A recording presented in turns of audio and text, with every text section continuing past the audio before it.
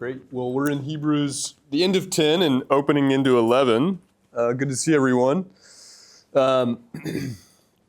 Last time we were kind of closing with 10, and so I'll just kind of reread that last kind of paragraph or two of chapter 10. Let's start at about, start about verse 32, and then we'll pick up from there.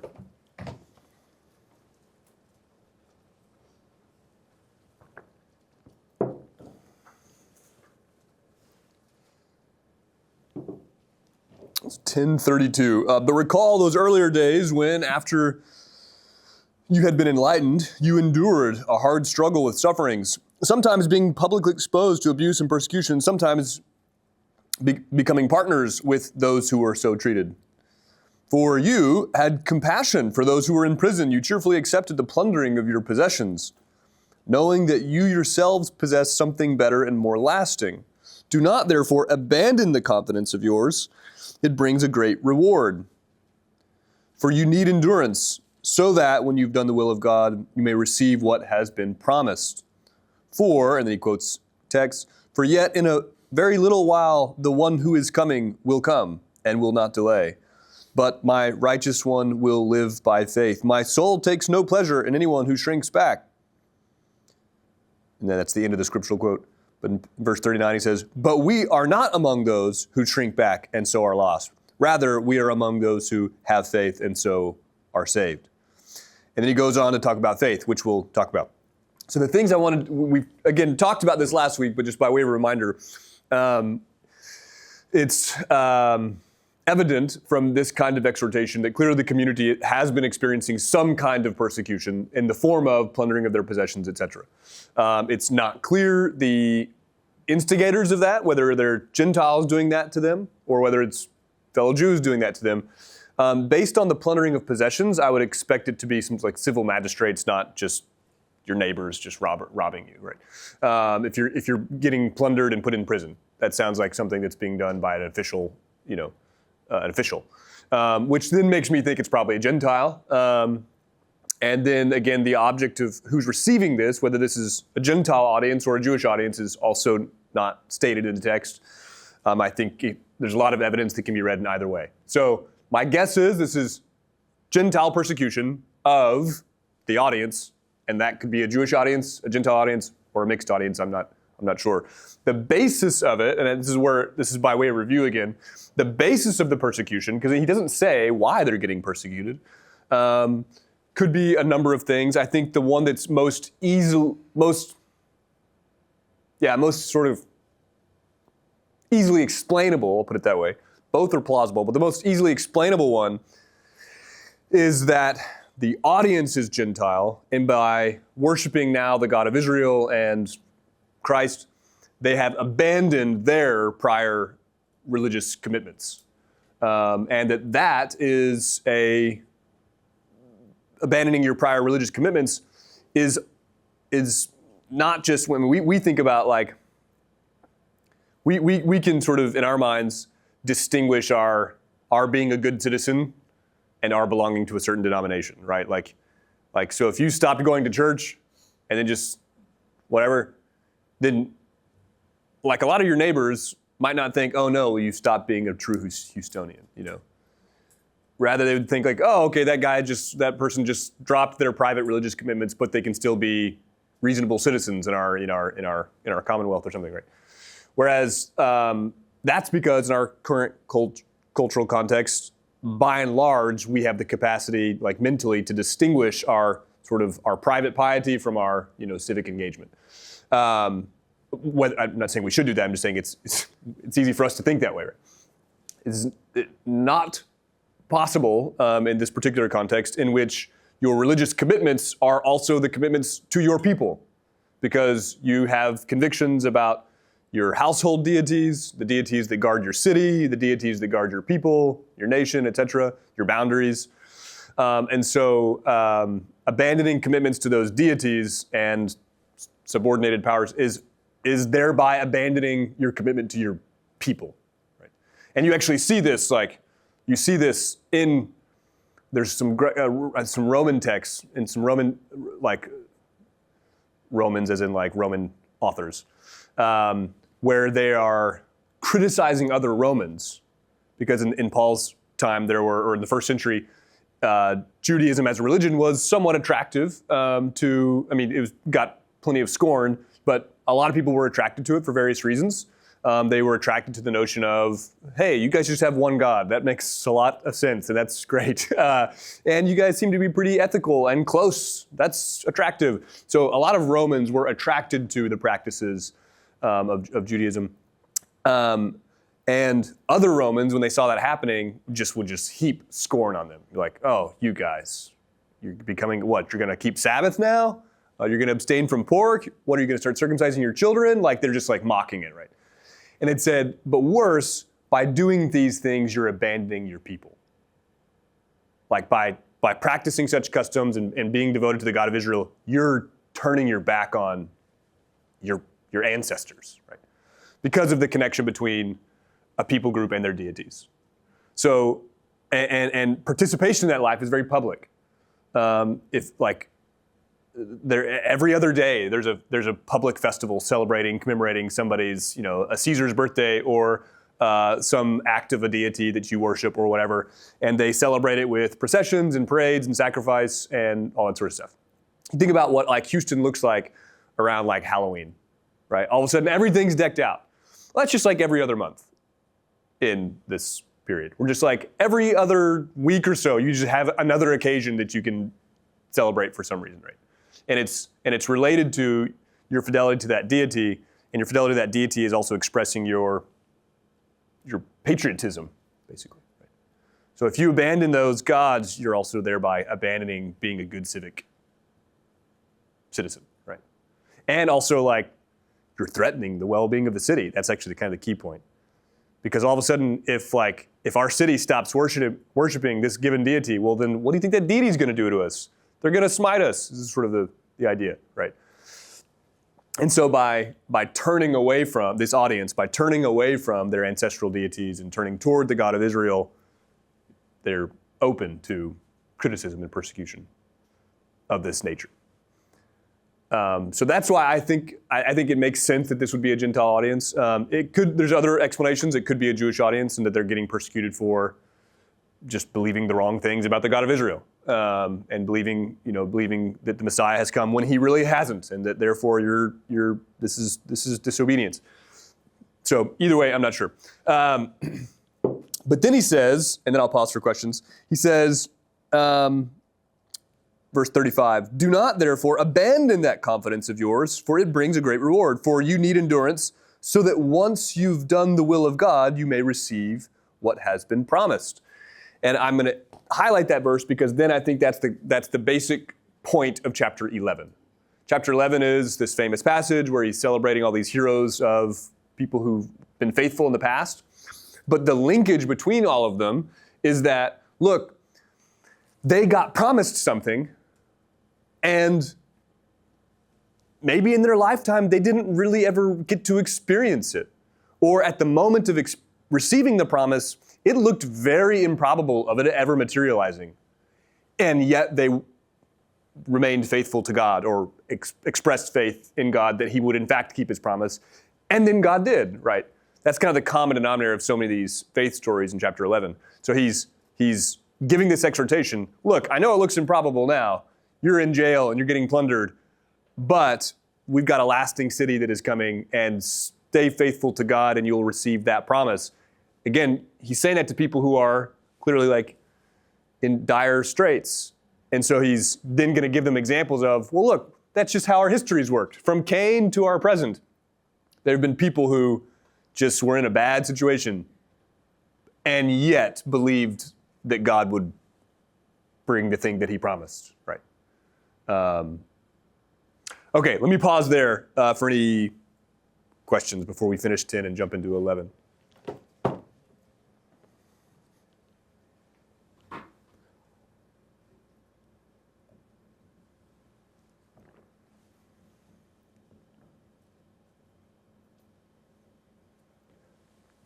He says that we're going to receive the one who promised to come. He's coming. Yeah, receive not only him, but also the things that he'll bring, like the lasting city. That's what he says. The reward that we have is we have a city that will last, that is coming. So kind of Christ's, yes, bringing himself, but also bringing the actual rewards of God, like the lasting city. So I think kind of like a Revelation 21 type, the heavenly Jerusalem descends, right? So if the audience was not just Gentile, but a lot of Jews, do you think they would have been thinking also some of the protections that they had coming out of Egypt? Oh, absolutely. Yeah, I think that would have been yeah, for sure. I think that would have been the reflex, is to think of it in those terms, sort of like a new Exodus. And right? we should think that way too, probably. Yeah, for sure. No, much of the New Testament's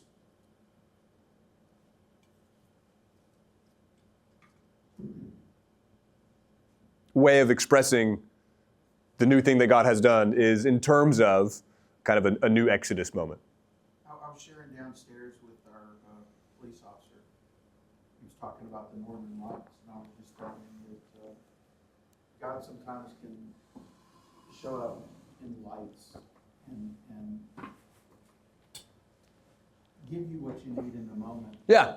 I was at Fort Sill, Oklahoma Basic, and we just marched 15 miles, which is not fun, and to the location where Geronimo was buried. And the drill sergeant, doing his psychological warfare at his best, had me at the moment ready to just strangle him. Right. Literally. Yeah. And God showed up. And the most beautiful sunset I've ever seen. Yeah. Took me away. Yeah. And I don't remember what he was saying. I'm sure it was torturous. Right. It was gone. That's great. And I think that, that's kind of what I think these people must have been hearing when they're going through all of this torture from their government. Yeah. Probably their government. Yeah, right. It was probably the Roman government, I'm guessing, that was doing all of this. And it's defeating. Yeah, for sure. To hear the words of a promise that God's going to show up. Yeah. Not so much as, a destructive. Right. Like the Ghostbusters goes there that goes Aryan, but somebody who shows up for you and is a protector. Yeah, that's right. Yeah, and I think that's what's behind this, and I think it's the same sort of idea in Philippians 3, where he says our commonwealth, or our citizenship, exists in heaven, from which we await a Savior who will come and transform our lowly body to be like his glorious body. And the idea is that we await our Savior from there, and that when he comes, he'll give us the kind of help that we need. Part of that's the renewing not only of our bodies, Yeah. but of our minds. Yeah, for sure. Totally. Absolutely.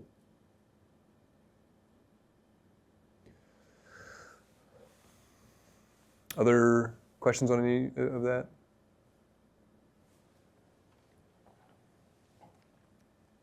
Let's look at verse 37, 10:37. He says, he quotes the text as a proof text. He says, "For yet in a very little while, the one who is coming will come, and he will not delay." This is a citation of Habakkuk 2. 2? Yeah. And I think parts of it comes from Isaiah 26, but most of it's coming from Habakkuk 2. And it's being interpreted with reference to a person. So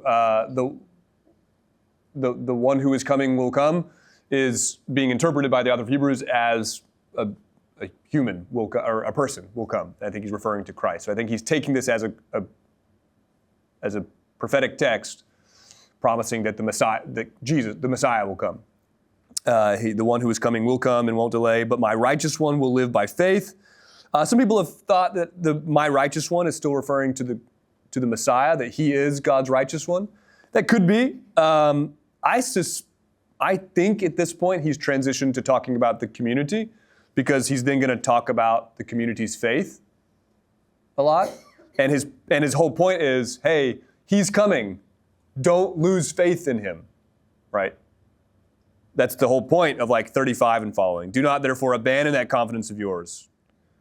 So And then when he says, my soul takes no pleasure in anyone who shrinks back, he then interprets that with reference to the community. We're not the ones who shrink back. So there's an argument to be made that verse 38 is about the Messiah himself as the righteous one. Could be. Right now, if you made me guess, I would say that he's transitioned to saying that this is a reference to the community, because he's giving the assurance that the one who's righteous by faith will live. In other words, will live in that lasting city that's coming. Yeah. What do you think he's referring to when he's talking about drawing back or casting away? We are not those who shrink back. I think abandoning the faith, abandoning the confidence. Going back to whatever they were doing. Just, no longer believing either in the God of Israel or the Messiah himself as the Messiah and as the high priest, etc. Yeah, I think it's abandoning the confession. That's why, and the reason I think that is because so often the exhortation in Hebrews has been, yes, toward just general, obedience, right? In the sense of, just righteous actions. But very often the exhortation has been to not abandon the confession. We have this confession, hold on to this confession, don't turn back from it. And actually even in 10:28, just a few verses before this, 10:28, anyone who's violated the law of Moses dies without mercy on the testimony of 2 or 3 witnesses. How much worse punishment do you think will be deserved by those who have spurned the Son of God? Referring, I think, to people who've confessed him, but then have said, oh, never mind, turning my back on him. Yeah. Deny that he's the Christ, that he's the one who's the high priest, the one who's the sacrifice, that he is the Son. Yeah, all sorts of things. Yep. But then, because remember, this text is probably, a lot of scholars think this was originally a homily, sermon, and then it was then written down. Whether that's true or not, I don't really have a lot of skin in the game on that. It makes sense, though, because when you begin chapter 1, it doesn't have the epistolary greetings, right? Paul's usually I, Paul, write to you from here, and I'm greetings, da-da-da. And he's got to send off. This is just it begins, and it just begins like a sermon. The only thing, though, is it does end with a quasi sort of sign-off, like an epistle. But my point is that the reason I think that's helpful is because he's kind of holding out there hey, just don't turn back. But I know this won't happen among you all because I know you all. That sort of idea. He knows this community. Yep. So why does he have to give that exhortation? Because I've never felt... Because it's still, even if I think that you won't do it, if it's still something that could be done and ought not be done, I ought to warn you not to do it. Am I the only one that's never felt like he hasn't always showed up? Yeah, I don't... because I've never felt like he wouldn't show up. The wilderness generation saw him a lot. He showed up quite a bit. And they turned their back on him, right? Felt that risk. I'm glad. And Does somebody else feel that risk? I'm not trying to put somebody on the spot, but I think it's the risk of us turning away, not of God. yeah, oh, for sure, totally. Yeah, if that wasn't clear, that's yeah. happened. Okay, yeah, sorry. That's happened. Yeah. I took for granted that you were saying it in terms of what Abby was saying. He's not referring to God's might turn your back on you. No. He's saying you don't turn your back. Don't leave this, confession of faith. Yeah. Does that make sense? Yeah, but he's always rescued me, so I don't know. Pulled me out of that. Sure, and I'm glad for that, and that's happened for me and many as well. I think it's because he has biblical precedence for it. Again, that's why I appealed to the wilderness generation. God showed up. God never stopped showing up, and yet the people turned their back on The him. prodigal son story is what Yeah, for sure. I always come Yeah, absolutely, and that's I love that as an anchor. But that person came back. God had never left. The Father had never left. In fact, the Father's running toward him, for sure. That's the beautiful aspect of the passage. But the Son came back. Yeah. I have a question about 28, 29, but if you don't want to go back, I can ask it later. No, that's okay. Might as well. So,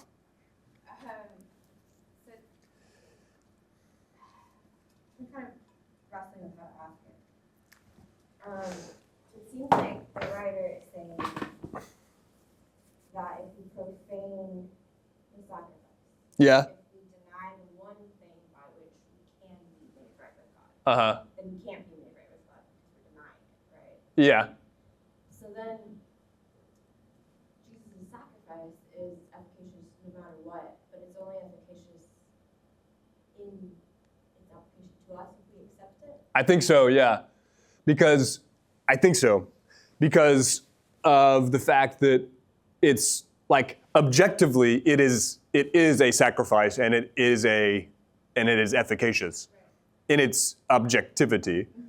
And yet, because people can spurn it and reject it, it seems that it's the objective benefit of the sacrifice has to be appropriated by a person through faith, etc. And that appropriation has to be continual or sustained.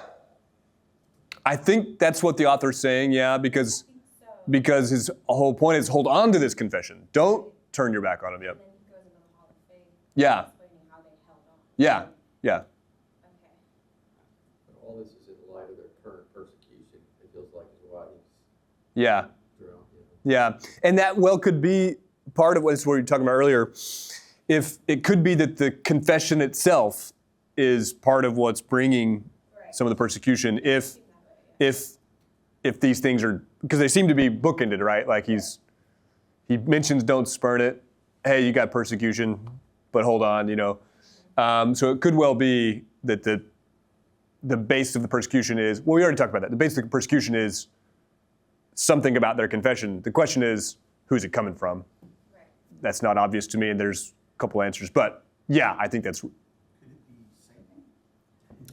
yeah, they'll always say Satan is, but that spiritual powers always work through human ones, so yeah. Like I don't think, yeah, anyway. Did that answer your question, Abby? I think so. Thank you. Yeah. Okay, let's pick up with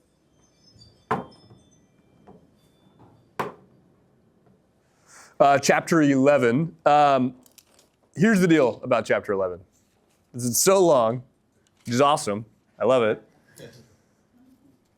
It's the sort of thing that theoretically, like it feels like we're almost done with Hebrews, but then we actually could be in Hebrews for 6 more weeks, right? If we like do kind of paragraph by paragraph on Hebrews 11. So I'm happy to do that if you want to. But here's what I'm going to do. I'm going to read the chapter, just read it at a run. First, I'll give you just a couple prefacing remarks about it. Then I'm just going to read it at a run. I'll pause for questions. Then I'm going to go back to it and pick out a handful of examples that I'm like, this one's worth put it under the microscope, right? But I don't think it's my plan to sort of spend a ton of time on each little paragraph because I think it's much the same. But anyway, so again, I think the basic idea is that two things. Sometimes the person, the hero, I'm just going to call him a hero. You know what I mean by it. The protagonist of whatever example he's using. Sometimes the thing that's being highlighted is that they were in a really bad situation, and yet that person trusted that, hey, life with God is going to be better than whatever's going on over here. So I trust him to get me out of this bad situation.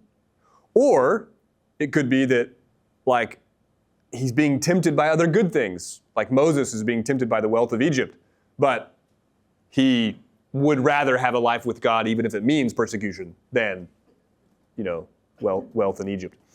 And sometimes it's about people receiving promises, and the content of those promises and how they could possibly materialize just seems impossible. And yet the person believes it because they believe that God will always keep his promises. And so that I think the author's mobilizing these particular examples because these are the kinds of issues the community is facing. They're facing persecution. If they might just spurn the Son of God and stop holding on to their confession, then maybe their life would get easier, right? And also, God has promised us this lasting city that's to come, and that just seems really improbable. I'm in prison in Rome or wherever I'm at, right? It just seems really improbable. And so he's mobilizing examples in which people believed that, life with God and persecution is better than anything else because the common denominator there is life with God. And that, yeah, God will keep his promises no matter the improbability of the appearance of them materializing. So let me read 11. Now faith is the assurance of things hoped for, the conviction of things not seen. Indeed, by faith our ancestors received approval. By faith we understand that the worlds were prepared by the word of God, so that what was seen was made from things that are not visible.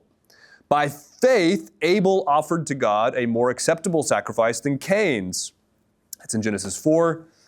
Through this, the acceptable offering, he received approval as righteous, God having given him approval, God himself giving approval to his gifts. Abel died, but through his faith he still speaks. By faith, Enoch was taken so that he didn't experience death, and he was not found because God had taken him. For it's attested before he was taken away that he had pleased God, and without faith it's impossible to please God. For whoever would approach him must believe that he exists and that he rewards those who seek him.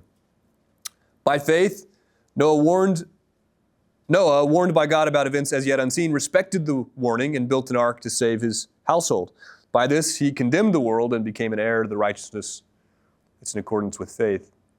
By faith, Abraham obeyed when he was called to set out for a place that he was to receive as an inheritance, and he set out not knowing where he was going. In other words, he just believed that God would show him. By faith, he stayed for a long time in the land that he had been promised, as in a foreign land, living in tents, as did Isaac and Jacob, who were heirs with him of the same promise. For he looked forward to the city that has foundations, whose architect and builder is God. By faith, he received the power of procreation, even though he was too old, and Sarah herself was barren, because he considered him faithful who had made the promise. Therefore, from one person, and this person is basically dead, descendants were born, as many as the stars of heaven, and as the innumerable grains of sand by the seashore. All these people died in faith without having received the promises. But from a distance, they saw the promises and greeted them. They confessed that they were strangers and foreigners on the earth. For people who speak in this way make it clear that they are seeking the homeland. If they'd been thinking of the land that they had left behind, they would have had opportunity to return. But as it is, they desire a better country, that is a heavenly one. Therefore, God is not ashamed to be called their God. Indeed, he has prepared a city for them. Okay, let me pause there. Again, he's mobilizing examples in which people acted and their action was based on their faith in God. In some cases, it's just that their faith led them to do something pleasing, like in Cain and Enoch. They just pleased God. And in other cases, like Noah, he received a really dire, warning and believed it and trusted that God would save him. And then in examples from Abraham, he received two promises, one about land, and so he just wandered around, trusting God, without ever actually himself receiving the promise in the way that had been promised. He obviously lived in the land for a while, but as a stranger. And then also he'd been promised that he'd have numerous descendants, but he received this promise when he's like 99 years old. And so he's saying, like, how could that possibly be? How am I going to have numerous descendants? Right? And the interesting thing is that neither Genesis nor Paul nor Hebrews spiritualizes it. They think, no, like really, that many descendants came about, right? And that's happened even though he was basically, but they're both beyond the age of childbearing because he trusted that God who'd made the promise would keep it. We pause there for questions or reflections. I'd said I'd read the whole chapter, and then I realized as I was reading, wow, it is even longer than I thought.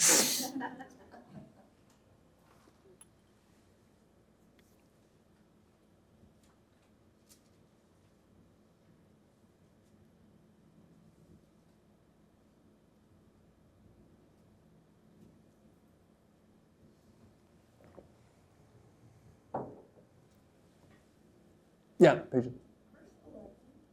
My version says, by faith, Sarah herself received power to conceive.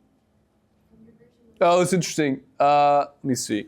I was just reading the NRSV. I don't know it. I looked at a couple different versions, most of them were the Sarah. Interesting. Abel produced it. Yeah, let me see. 11:11. By faith, and his woman was dead. Doing him in, he received the power. Yeah, it's tough because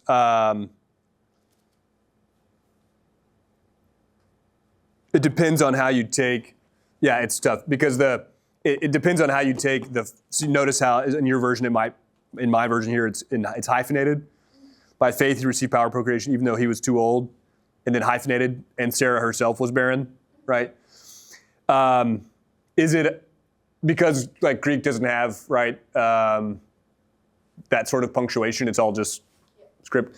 So the question is it a hyphenated thing interrupting the real subject, who's Abraham, or is it by faith Sarah herself being barren received the power of procreation?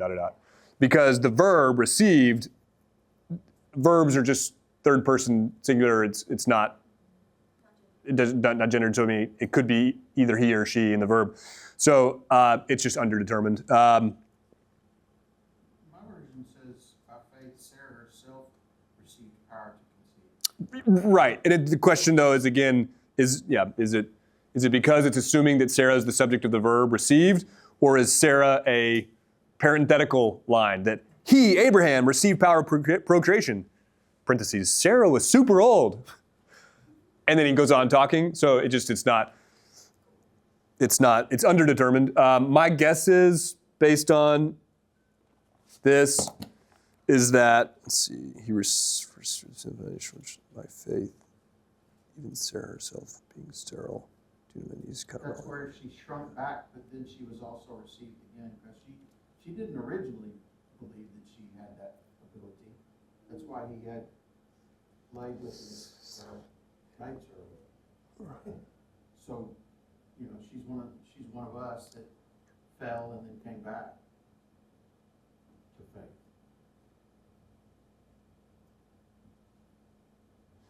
Abraham was infertile. What? Abraham was infertile. Right. So receiving the power to conceive. I mean, it could be either. But Yeah. Oh, okay. Interesting. Yeah. That's. Let's see. Received power unto. Yeah, because it says having received the power of the foundation of the seed. So, I think the question, because infertile is not. Yeah. But I think that's probably right. My guess is that if it's emphasizing her sterility, infertility, and then receiving power of procreation, it's probably a reference to Sarah. It's a good note. I'd have to go check it out and see if there's something I'm missing. So yeah, that could be Sarah. The issue, though, that I'm guessing why people come up with it is look at verse 12. Therefore, from one person, and this one as good as dead, descendants were born. ... So he emphasizes that this came from one person, and so because Abraham was the receiver of that promise and is the subject of verse 8 through 10. It's probably why people think that remains on that same subject. And Romans 4. So yeah, 100%. There's no reason. I'm not opposed to it being Sarah. I'm trying to figure out why translations are probably mixed on it. Probably, and I think it's just because what the thing already said. Verbs itself don't imply the subject, right? Could it be both? Well, the verb's singular, so no, it'd have to be referring to one of them. Well, the two become one, so that's singular. They do, but they don't.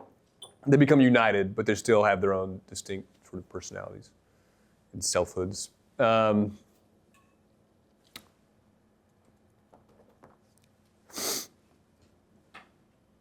Others? It's a good question.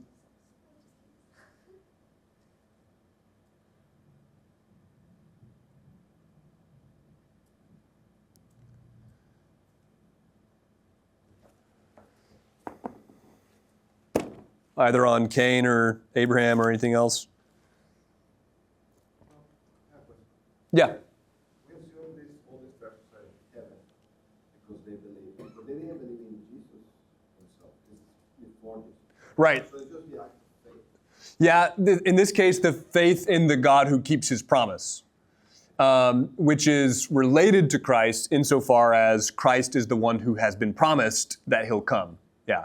So that's a really important point. In Romans 4, that's the same deal. The faith in question is the faith in, like in Romans 4, it's the faith in God, that namely the God who would keep his promise. And then it's related to Christ because he says, this story about Abraham was reckoned not just for him, but also for us who would believe in God and the one who raised Jesus from the dead.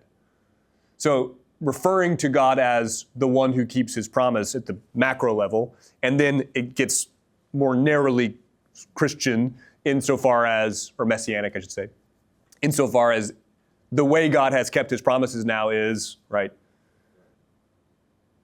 resurrecting his Son, exalting him, and promising to bring him back, or send him back, I suppose. Yeah. Adam and Eve are not mentioned, Yeah. but they have the proto-evangelion, right? They have the line in Genesis 3, right? 3? Your seed will stomp his head, wound his head. He'll wound his heel, and he'll wound his head. Yeah, yep, yeah. They do that. It's not clear to me when that became interpreted as the first gospel, as it were. Right. It's certainly there by the 2nd century onward. It's not clear to me that became obviously interpreted as some sort of pre-gospel utterance by the apostles. It could have been, and that's the nature of the evidence. They might have written about it, and we just don't have that document, right? Because Paul wrote a bunch of letters that we just simply don't have. One thing I noticed, though, is that when Paul actually does mobilize this idea, it's in Romans 15 or 16, the God of peace will soon crush Satan under your feet. And it's referring to the community. So there, the crushing of Satan by the community's feet, which is not against some sort of Christological reading, because the community is the body of the Messiah. But the one time we actually have that text mobilized in the New Testament, it's the community will crush Satan. Well, God will crush Satan under the community's feet. Romans, what verse is that? Do y'all know the verse? It's just 16.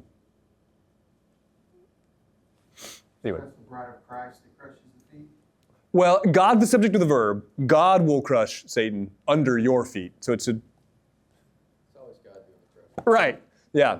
It's an interesting, yeah, for sure. Yeah, totally.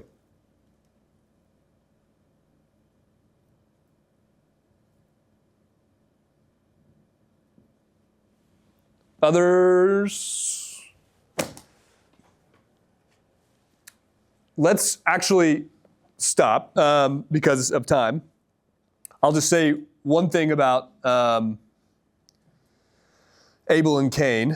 Go back to verse 4. By faith, Abel offered to God a more acceptable sacrifice than Cain's, and through this he received approval. In Genesis 4, Cain is a tiller of the ground, so vegetation, and Abel is a herdsman.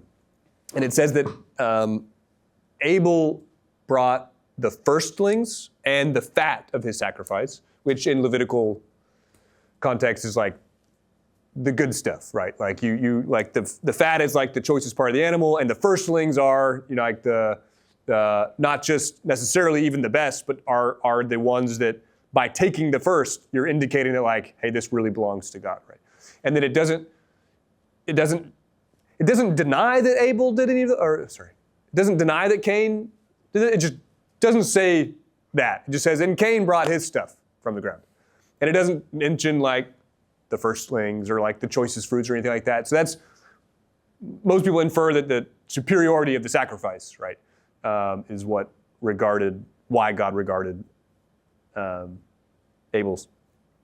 And I only accentuate that because it's interesting, of all these faith examples, that's the one he begins with. Because he's going to go on, I think, to talk about Christ as the one who's offered the superior sacrifice. Right? So Cain didn't bring first fruits. It doesn't say that he did. It says that Abel brought the firstlings of his flocks and the fat portions.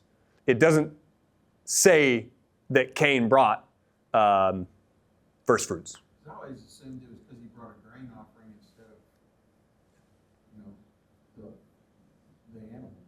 I don't think so in and of itself, because grain offerings are good and fine, and that's, I mean, like, if that's where your office is, then that's what you bring. The question is, did you bring anything or bring the firstlings or the choicest portions? Sorry? I think the heart position. Yeah, I think that's related as well. And well, that's what the heart position is reflected in, the activity. Like if your heart is like, really, if your heart really thinks, no, God deserves, he really is, So I do think the heart position is right. And clearly he's referring to the faith of Abel, right? But in both, though, notice that by faith, what he offered was a more pleasing sacrifice. So he does actually locate the sacrifice in terms of its objectivity of it having been more pleasing, right? And that he did it by faith, right? I think that'll get mobilized when he's referring to Christ as the one who's offered the most acceptable sacrifice. That's better than what I thought. Okay, we'll pick up in 11, and I'll come back with a stronger answer, patience, on 11:11. Because now you made me curious. I'm curious about why. I'm sorry? Oh yeah, please. Was it because like the animals, according to our more of our purification rituals, animals were usually more involved compared to, like you said, like grain offerings or? They're more costly, and so they're more costly. And so that could be related to the objectivity of their superiority. But other ones are no less acceptable. So that like when you commit a sin, then the standard is you bring XYZ animal. But then the rest of chapter 4 and the beginning of 5 goes on to talk about Leviticus 4 and 5. Goes on to talk about how like, okay, but if you can't afford that, bring XYZ. Bring, grain, flour. And so, Mary brought a dove when she. Yeah. Because she was poor. Right. It was the poor offering from Leviticus 12. Yep. And so no less acceptable, but it is the case that the animals are more costly. But I don't think that in of itself is the issue, because Cain and Abel, they're just, people can, like if you don't own animals and all you do is have fields, well, then when you bring your firstlings, your first fruits, right, your first things, your tithes, well, you can only bring the tithes of what you produce, whether that's animals or vegetation. So I don't think there's any distinction in that respect as to why one was superior in the other. It's the widow's mite. She She brought the best that she Right, had, yeah. even though it was nothing. Right. Yeah, that's right. Yep. These offerings, it doesn't say that they were for sins. No, it doesn't. It just says, kind of like how Noah just gave a thank offering and a burnt offering. Yeah. Burnt offerings are typically just sort of like, I'm giving this all over to you for lots of different reasons. Usually, oftentimes, Thanksgiving. Yeah. Okay, let me pray. Father in heaven, thank you for this day. Thank you for this time together. Thank you for this chance to read your scriptures and study together. We love you, Lord. We trust you. We pray that this upcoming time of worship be glorifying to you and edifying to us. We pray all these things in the name of your Son who loved us. Amen.